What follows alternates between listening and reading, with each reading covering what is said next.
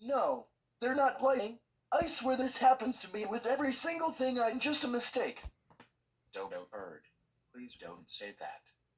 Well, why don't we wait to see what the judges have to say about it?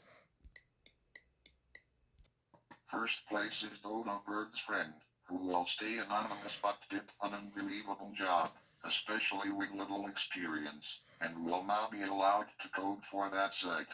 Next is Marvin the Martian in second place. Great job, Marvin the Martian. You get money, but not as big as first place, and no special positions. Then we have last place, Dodo Bird. Your skills are just awful. You didn't even finish. I don't ever want to see your face again. I hope you get grounded for a very long time. Dodo bird, I got a call from Robot Steve. He said you came in last place in the coding contest and did horrible. Is this true? Yes, it is. I suck at everything. I'm a worthless mistake. Oh. Dodo bird, how dare you lose the coding contest and did horrible.